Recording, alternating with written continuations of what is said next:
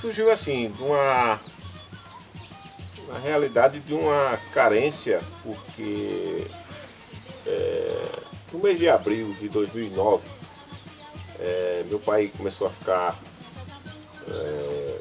mais debilitado, e aí eu morava em uma pessoa na época, e os meninos tudo estudando, alguns eram pequenos, Gabriela estudava no primário lá, escola particular, e ele começou a frequentemente vinha para o sítio, caía pelo caminho, entendeu? E começou essa. E eu comecei a me agoniar e acabei vindo para cá, para dar uma força, né? Ajudar, mês de abril. E foi um toque que Deus deu no meu coração que eu tinha que fazer isso, porque no dia 15, exatamente há 11 anos atrás, né? De 2009, ele veio a falecer, né? Fiquei só de abril até julho de 2009 cuidando dele, ele veio a falecer. E aí, com a falência dele, o que aconteceu? Eu comecei a perceber que esse sítio começou a perder o sentido.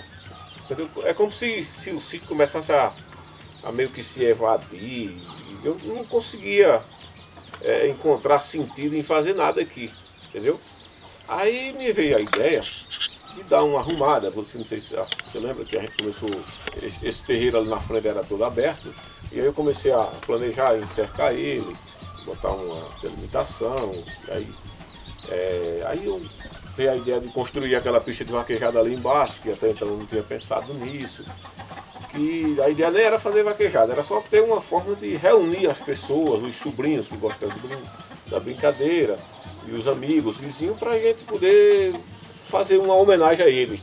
Tipo, como a gente já tem costume de vaquejada, de soltar um boi para uma pessoa que faleceu e tal.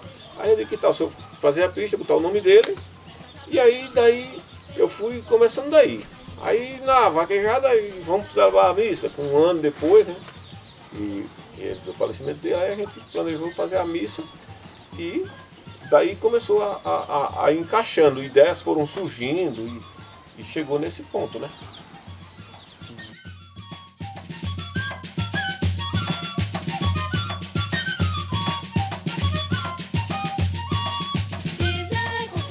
Quando eu era muito pequenininho, eu reunia as famílias todinha nessa missa, e eu lembro que tinha uma tradição de juntar aquelas juntas de boi bem grande, e tinha uns boi bem mansos que as crianças até montavam para tirar foto. Eu vi as fotos dessa até um tempo desse tempo, não sei se alguém ainda tem por aí. E essas tipos de festa aí era uma festa enorme, com muita comida, sabe? A família toda reunida para celebrar os 50 anos deles, e tinha uns boi bem grandes que tinha, bem manso, bonitão, assim, eles já montavam neles e fazia foto e tudo. Isso já meu pai pegou deles. E aí ele fez também aqui, nesse mesmo local que a gente faz a festa de produtor rural, e a missa de 50 anos de meu pai, que ele fez até um casamento coletivo. Então assim, essas coisas meio que é de família, né, deles, de fazer essas reuniões, manter a família junta, unida, né? E aí o meu medo também com o falecimento dele e depois da minha mãe, era da família se dispersar. Já tem Pedrinho morando em São Paulo, Nina, tia Juvita não vinha mais para cá e começava a ficar um negócio mais difícil de juntar a família. Aí Fábio já morava também do lado do Goiás, Júnior também para São Paulo, e começou a ficar essa coisa toda dispersada. Aí eu comecei a perceber assim, se a gente não encontrar uma forma de estimular essa reunião, aí vocês ficavam lá no São Gonçalo, Viana para cá, outro para ali, quer dizer, daqui a pouco não ia ter mais família reunida.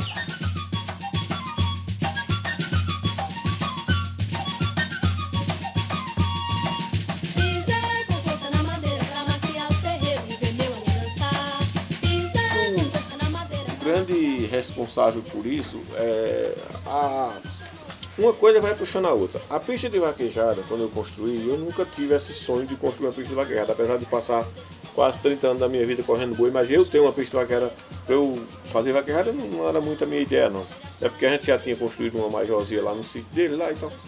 Mas assim, qual era a ideia da pista? Agregar interesse da turma mais nova que está envolvida na vaquejada, da própria família e da vizinhança. Com a vaquejada eu traria esse público da vaquejada para estar junto com a gente, que é um combustível, né?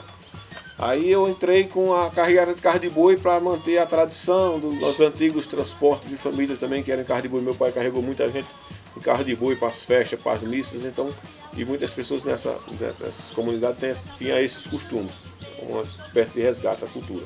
A cavalgada, ainda tem uma turma que gosta de andar a cavalo, crianças que moram em cidades grandes, quando chegam no interior, montar num cavalo para ir passear, para eles é uma maravilha, tanto que a gente tem aí vários exemplos das meninas que vieram, que até hoje só em que falam, né? E vim de novo para poder montar em cavalo e tal, e fazer foto.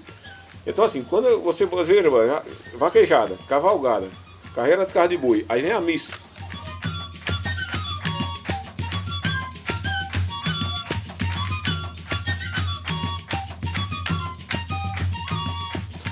E dentro da missa eu percebi que a gente tinha a oportunidade de trazer a comunidade para dentro do projeto através da lembrança, da relembrança, de homenagear, né, os entes queridos aqui da região que já vieram a falecer e que construíram a história dessa comunidade. Né?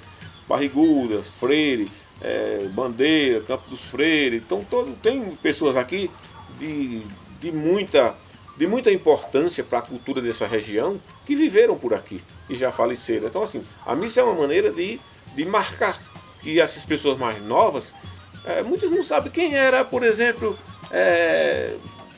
Zé Timóteo dos Campos. Mas quando a gente traz para cá, que era um cara que tinha um monte de casa de farinha, os filhos todos empresários, seu Pedro Timóteo aqui do Alves, né? Aí vem aqui seu Chico Leite, tem um monte aqui de pessoas aqui da região, seu Antônio Carvalho aqui, que era vizinho do meu pai, seu Zacarias Lopes aqui, o esposo da Dona Osana, pai de João Domingo. Assim, tem muitas famílias aqui da região que aos poucos foram falecendo e saíram de cenário.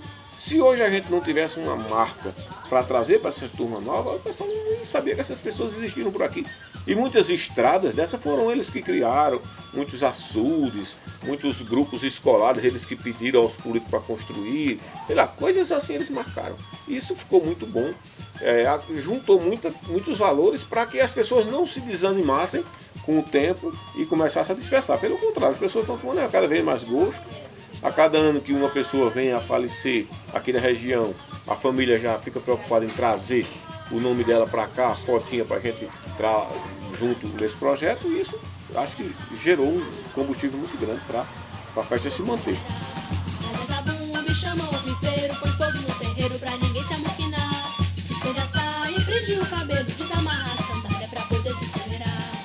Que Juvita e alguns seguidores, menino, sobre Josias, que gosta muito, sempre cobraram que a gente devia ter isso, e isso foi muito bom. A gente acabou botando dentro do projeto, né, o forró, a cantoria, a vaquejada, porque isso aí é um marco do folclore nordestino, né, da nossa cultura. E isso tudo vai trazendo, né? Tia Juvita ficava encantada com os cantadores, e ela só teve o privilégio de, acho que 1 ano ou 2, de participar com os cantadores. Ela sempre cobrava. E foi muito legal essa junção, né, de valores. E mais na frente chegou a questão do artesanato local, que as meninas acabaram entrando nesse rol, né, já com as gerações mais novas aí que deram um combustível bem legal para essa parte.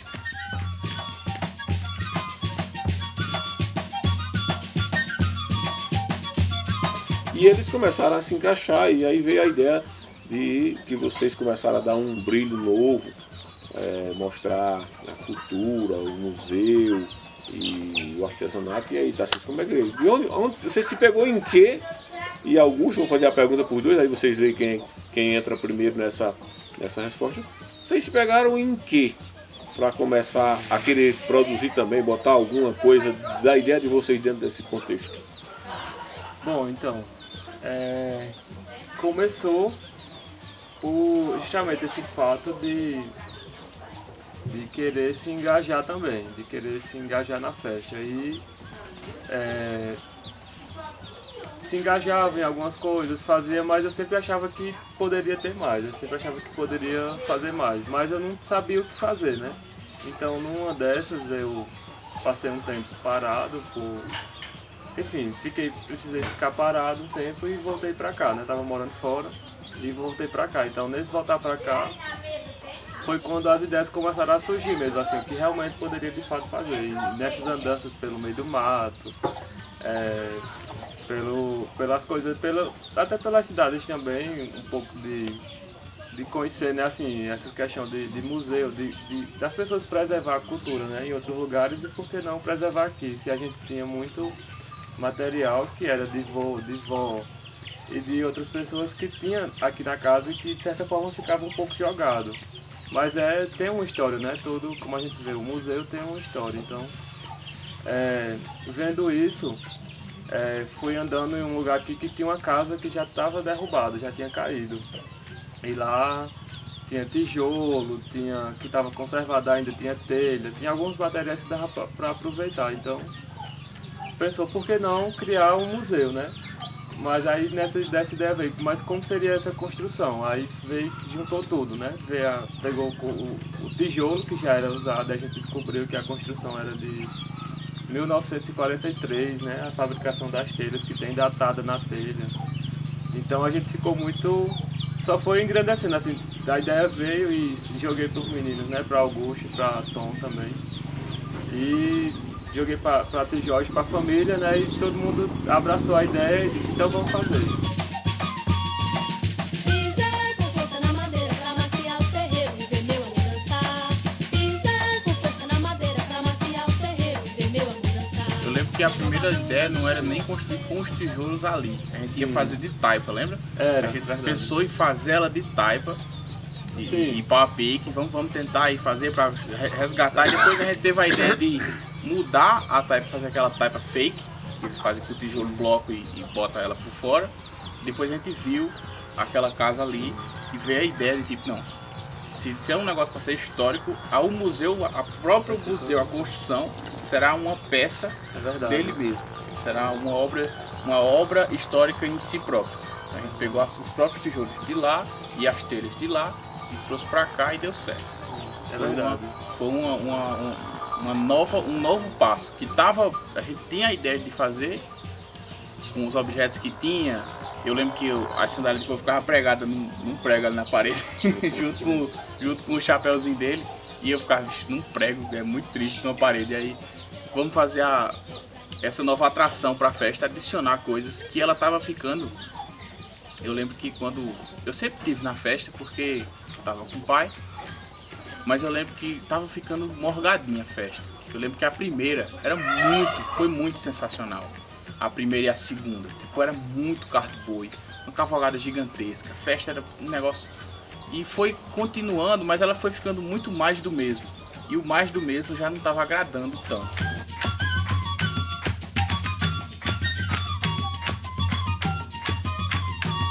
A feira, né, chama de feira de produtos orgânicos, né, que a ideia é chamar os produtores daqui da região para também dar uma oportunidade para eles também vender e divulgar, né, a produção deles. Então surgiu também nessa proposta.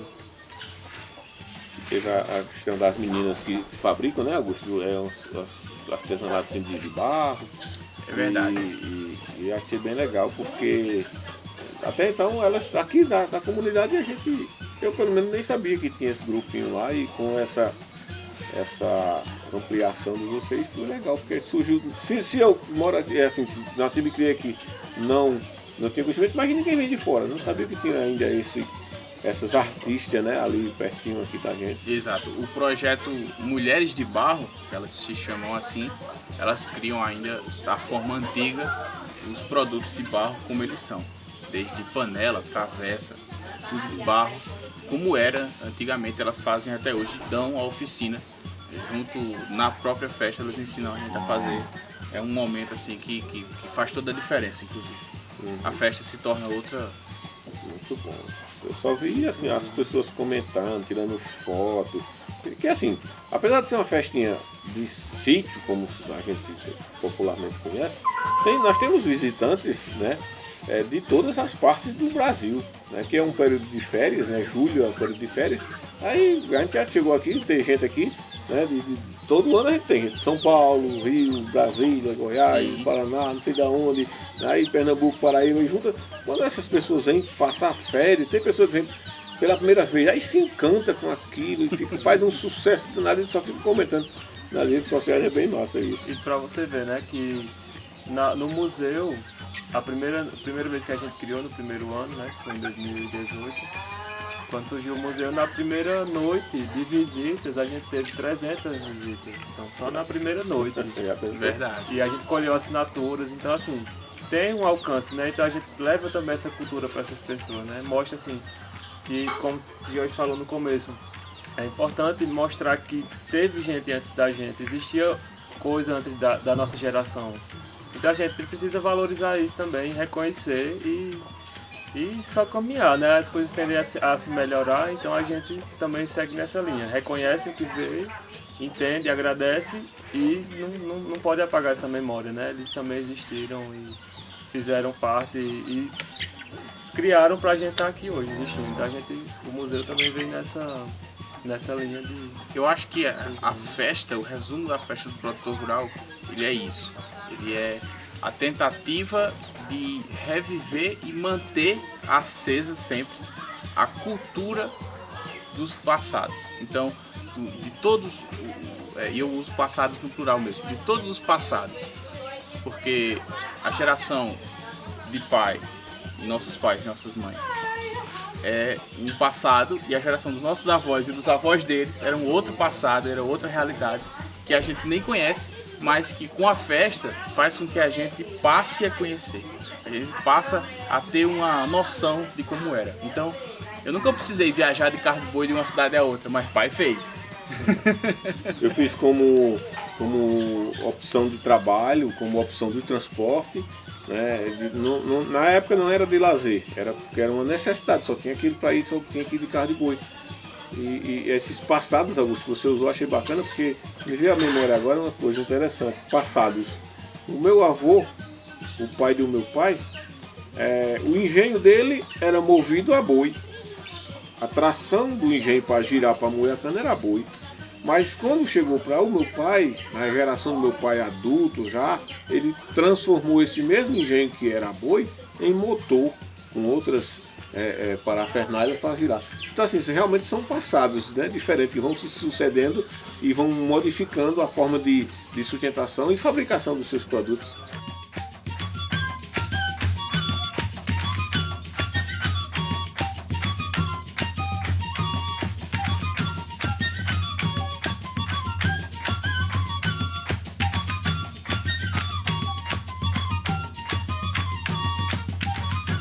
E hoje a gente está aqui, né, nessa loucura dessa pandemia que afastou todo mundo fisicamente, né?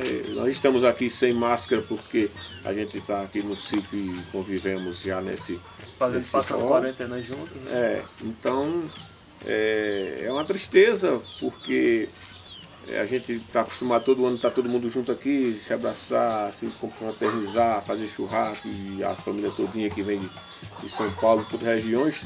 Ter gente tá inquieta ali porque não conseguiu fazer esse ano. Trabalha que só um não sei o que na festa, se cansa, mas todo ano dá saudade, né, não, Terezinha? Fazer esse da origem, negócio. que já foi o trabalho maior, foi a primeira que foi feita quando os velhos eram vivos. Para mim foi mais trabalho, porque era muito convidado e a festa era apenas para o casamento de 50 anos. Então, vai ter esse sonho de fazer essa festa e que tinha que ser no espaço que é hoje, que a gente continuou.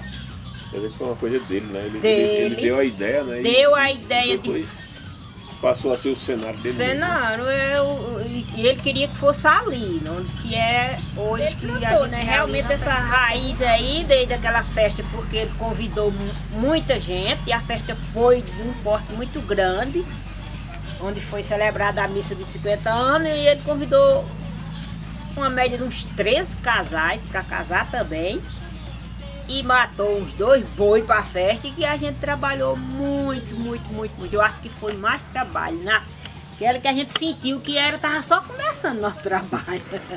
Aí ele deu esse pontapé de festa. E depois a gente, quando ele já não existia mais, aí a gente deu continuidade com a celebração da missa. Para ele, né? Para ele e para os outros entes queridos vizinhos e da família que foram cada ano.